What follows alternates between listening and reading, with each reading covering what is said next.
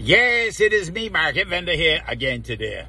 So listen, I heard in the news yesterday, a gentleman who apparently is a presidential person in the fisheries, community in Tobago, threatening that if something is not done in the next week, that Bajan fishermen caught fishing in Tobago waters, that there are going to be serious consequences.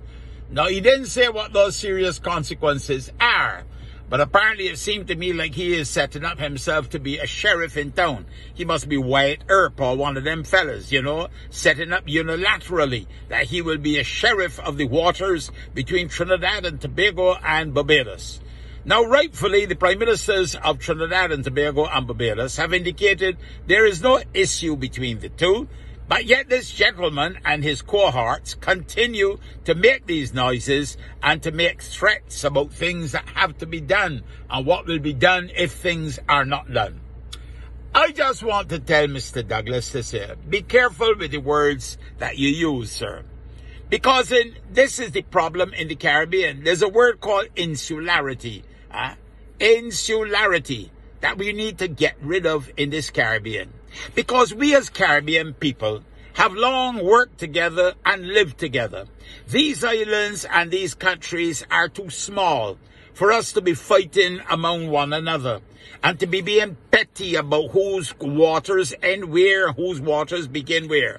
By the way, let me just tell you, if you see a shortage of flying fish in Tobago, there's also a major shortage of flying fish in Barbados. So don't believe that somehow we are being overrun by flying fish coming out of Tobago waters. No, sir, that is not the case. But my point is this. We as Caribbean people must understand that we are one, that we all came here by the same means. Some by the slave ship, some by indentured labor ship. You understand? And therefore, we should not be allowing ourselves to be divided. We have too many things in common, culturally, musically, our foods, our people. We have intermarriage, integrated. We have long merged together as people across the Caribbean. We share the same destiny. We share the same vision. We share the same likes and dislikes. We have a University of the West Indies. We have a Caribbean Broadcasting Union. We have a Caribbean Development Bank. In many instances, they got the same currency, but we all trade in the American currency. We also have some of the same values. We have a Caribbean Examinations Council. I might be taking some licks here recently. We have a Caribbean Court of Appeal. Don't mind when I'm members of it yet. Eventually, I will come around to it. And we are all realizing that hanging on to the King's coattails is not the way to go. We are too small and insignificant in the world individually to continue to allow politicians or anybody else, piece of politician like you, to divide and damage this region.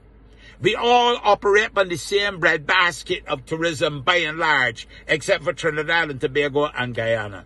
Leave the divisiveness alone. And listen, you don't want to stir up that kind of trouble. You have any idea how many Trinidadian businesses own and operate businesses in Barbados? What kind of foolish threats are you making, my brother? Don't go there. Because your products, your services, your companies operate here in Barbados. You don't want a backlash coming now from the people of Barbados all of it. Oh yeah, that's the way you want to behave? Well, we ain't buying this and we ain't buying that. No, we don't need that kind of foolishness. We need to be united against the common threats. Climate change, crime, drugs, guns, them kinds of things. That is where we need to be united, not to be disunited. We have more in common than we have that separate us.